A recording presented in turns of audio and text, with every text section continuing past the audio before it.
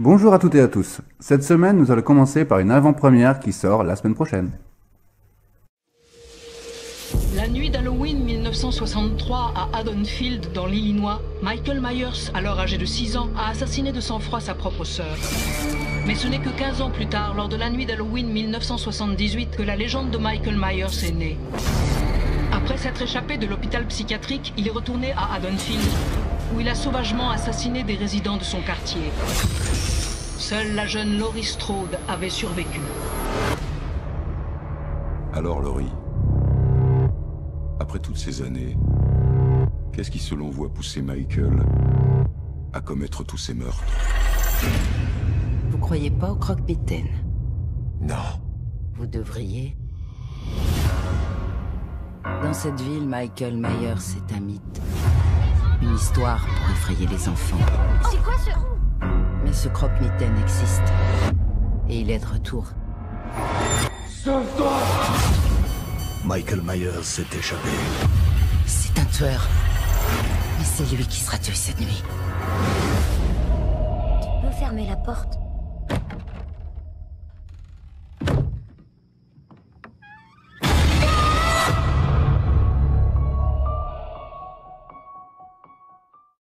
Cette saga est assez ancienne, alors je vais essayer de reprendre depuis le début. Je vous avoue que j'étais plus à l'époque Freddy Krueger ou Jason Voorhees, voire Charles Liray, plus connu sous le nom de Chucky. Car toujours à l'époque, la série s'essoufflait alors que les trois franchises citées précédemment montaient en puissance. Et je vous avoue que certains opus d'Halloween m'avaient déçu.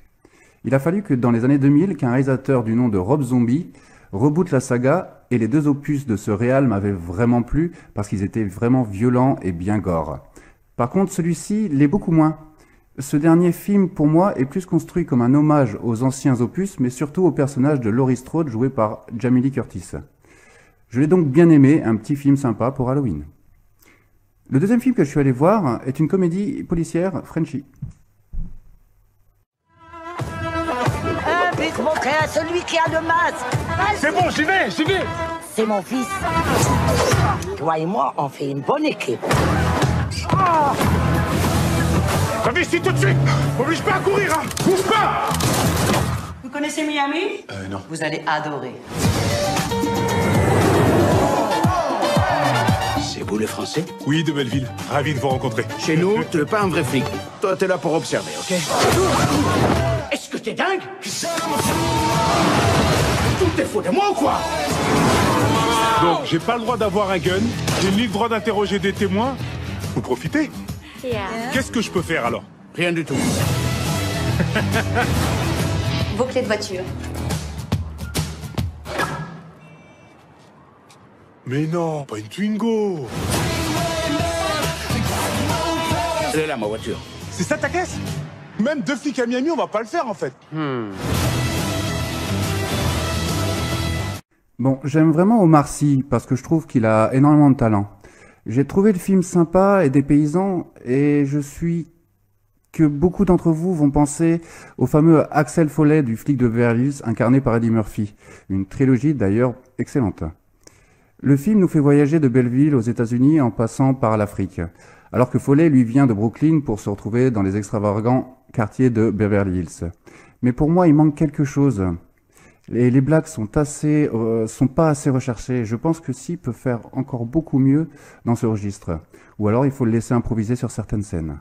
Mais j'espère voir tout de même un 2 parce que l'histoire en elle-même a un très gros potentiel. Le troisième film que je suis allé voir est un dessin animé pour toute la famille.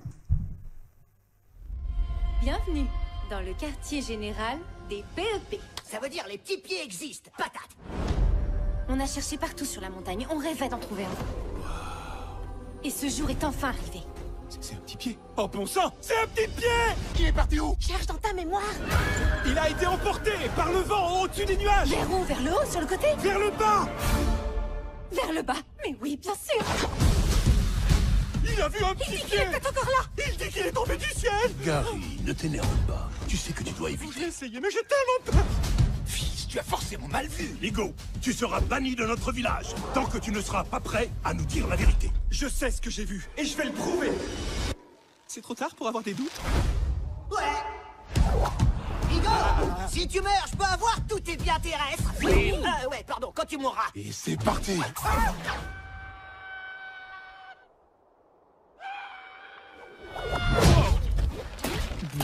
Non, non, non.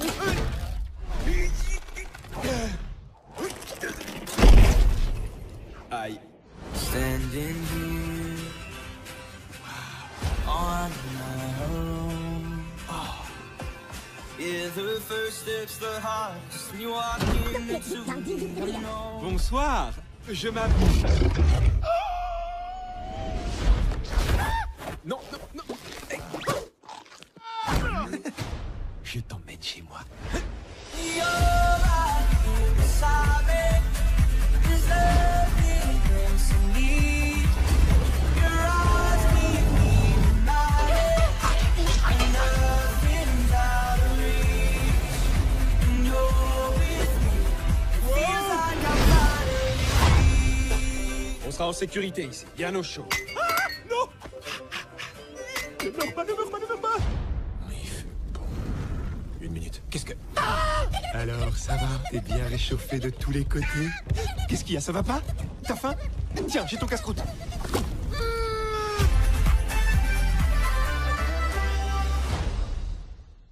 Le film est vraiment adorable et sincèrement très drôle pour avoir entendu le rire des enfants dans la salle, mais j'ai aussi moi-même bien ri. Ce dessin animé est vraiment très coloré et bien construit avec des personnages attachants, mais aussi avec une belle morale.